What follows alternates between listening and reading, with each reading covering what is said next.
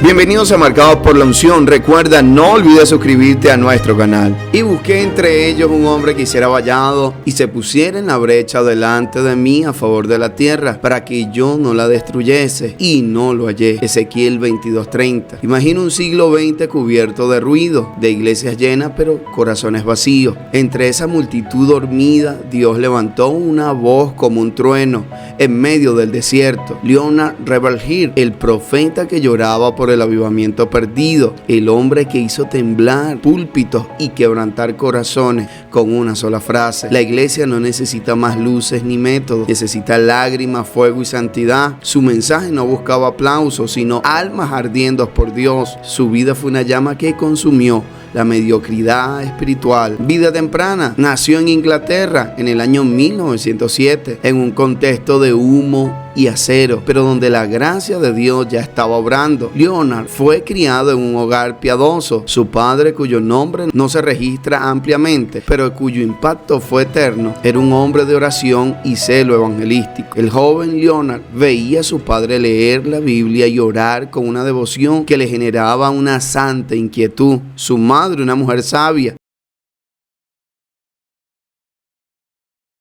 le advirtió al comenzar a trabajar en una fábrica a los 13 años: mantén tu mente ocupada para que Satanás no pueda entrar cuando tu mente esté comprometida. Fue el ejemplo vivo de sus padres, más que cualquier sermón aterrador, lo que le mostró el vacío que tenía en su corazón. Sus padres eran creyentes metodistas, influenciados por los ecos del avivamiento wesleyano que aún resonaba en la isla británica. Desde niño fue testigo de los últimos destellos de este avivamiento galés de 1904 a 1905 y de los relatos de hombres como Evan Roberts, y su entorno estaba saturado de predicadores ambulantes, himnos y reuniones de oración. Llamamiento. Alrededor de los 14 o 15 años, Leonard llegó a conocer a Cristo personalmente. No fue por un sentimiento de pecado abrumador, sino por la convicción de que su padre poseía una joya espiritual que a él le faltaba. Vine a ver mi necesidad de él porque vi que mi padre tenía algo que me di cuenta que yo no tenía. Bautismo en el Espíritu Santo. A los 18 años, Leonard tuvo una poderosa experiencia con el Espíritu Santo. A él no le importaba la terminología, bautismo, llenura o unción, sino la realidad del poder que transformó radicalmente su vida y su ministerio. Poco después de esta experiencia fue sanado milagrosamente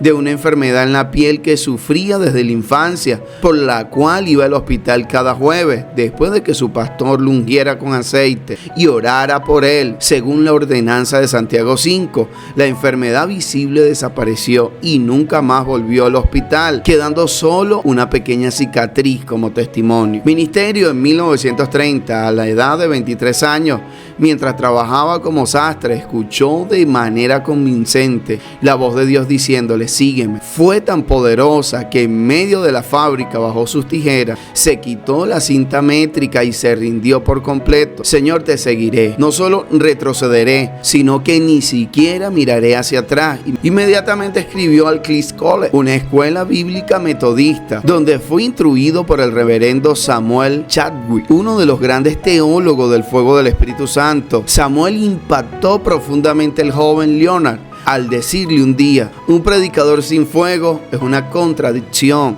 El Espíritu Santo es fuego. Donde Él habita hay ardor, hay celo y hay pasión. Aquella frase marcaría su destino. El ministerio de Leonard fue un fuego que ardió en múltiples frentes, siempre alimentando en el altar la oración. Evangelistas en las calles de Inglaterra, década de 1920 a 1940. Su ministerio comenzó incluso antes de Cliff's College. A los 16 años, junto a 8 amigos, comenzó a evangelizar en las calles de Leeds usando un viejo vagón y un órgano portátil. Tras su formación, se convirtió en uno de los evangelistas al aire libre más importantes de Inglaterra. En los años de la guerra, sus reuniones atraían multitudes tan grandes que causaba embotellamiento y muchos de sus convertidos no solo siguieron al Salvador, sino que entraron en el ministerio y los campos misioneros. En esos años se casó con Marta, una mujer de oración que sería su apoyo para el resto de la vida. Estilo de predicación: no era el típico evangelista profesional. A.W. Tozer lo describió así: un hombre como este no es un compañero fácil. Insiste en ser cristiano todo el tiempo y en todas partes.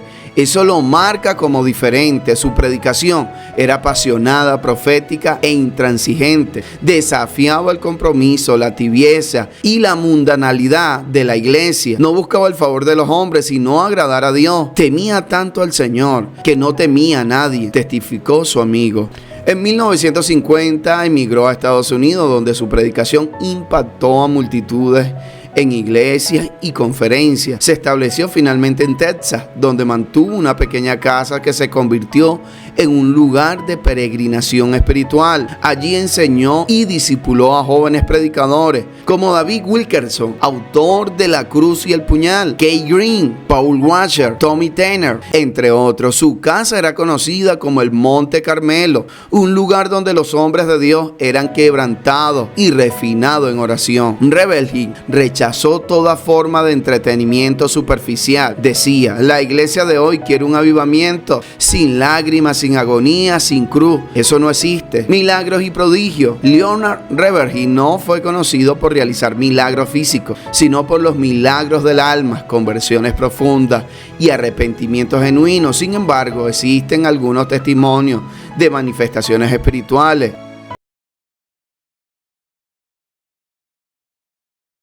1941, Lee, Inglaterra. En una reunión de oración se dice que la multitud cayó de rodillas bajo una convicción de pecado tan intensa que el servicio se extendió hasta la madrugada. 1952, Londres. Durante una campaña evangelística, una mujer que había intentado quitarse la vida días antes testificó públicamente que mientras Leonard predicaba sobre el infierno y la cruz, sintió una presencia que la envolvió y me liberó del deseo de morir. 1978, Texas, Estados Unidos. Una reunión de pastores en su hogar fue interrumpida por el mover de oración que duró más de 6 horas sin dirección humana. Todos los presentes lloraban y clamaban por santidad. Su énfasis nunca fue el poder externo, sino la pureza interna. No me interesa un milagro que no transforme el corazón. Lo que Dios busca no son las señales del cielo, sino lágrimas en el altar.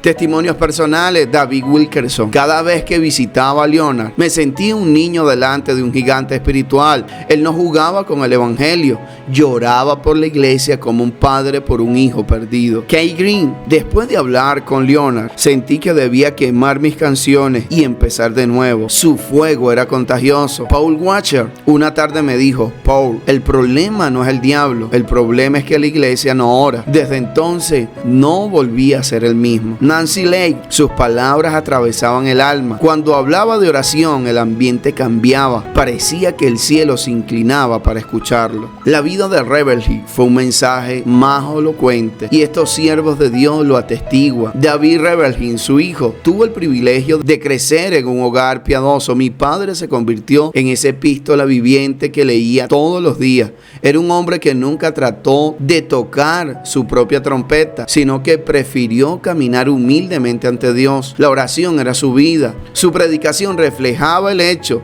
de que había estado solo con Dios. Whitfield, un colega y discípulo. Leonard tenía un profundo temor de Dios que impregnaba todo lo que hacía y decía. Si bien a menudo parecía bastante feroz en el púlpito, lo he visto llorar con tierna compasión en privado. Él amaba a la iglesia de nuestro Señor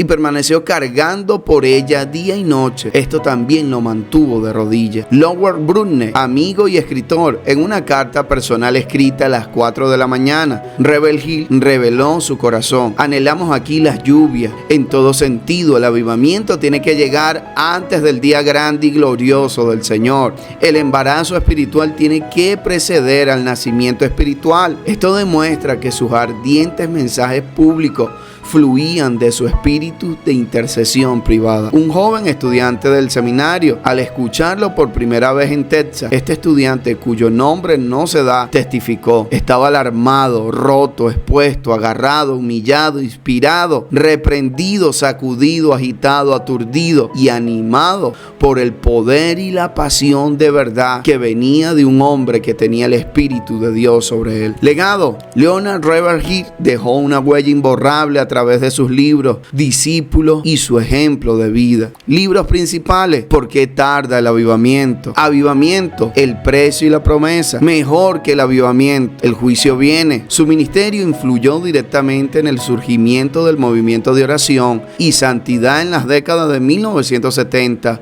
y 1980 y fue una voz precursora del movimiento de intercesión global contemporáneo. Murió el 27 de noviembre de 1994 a los 87 años en Texas, dejando atrás de sí un legado de pureza, lágrimas y fuego. El llamado a la oración, su mayor legado, es el recordatorio imperecedero de que ningún hombre es más grande que su vida de oración. Él encarnó la verdad de que el ministerio de la oración es el ministerio supremo, abierto a todos los creyentes. Fracasos y controversias. Ravenhill fue criticado por su dureza. Algunos líderes evangélicos lo consideraban demasiado severo, especialmente por sus declaraciones como: la iglesia moderna está tan dormida que si Jesús viniera hoy, no entraría a la puerta, la derribara.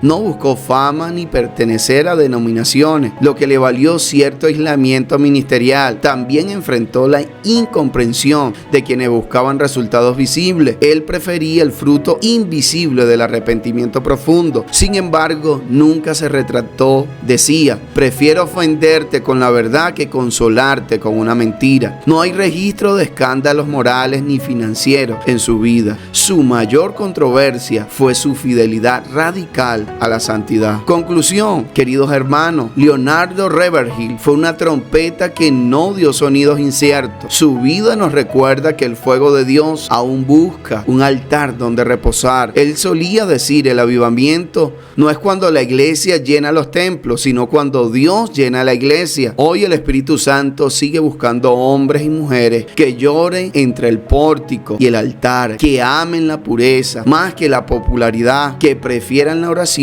a la exposición. Oración: Señor, enciende en nosotros el fuego que encendiste en Leonard. Despierta tu iglesia del sueño de la complacencia. Haznos hombres y mujeres de rodillas, de lágrimas, de santidad. Que no busquemos multitudes, sino tu rostro. Envía un avivamiento que empiece en mí. En el nombre de Jesús. Amén.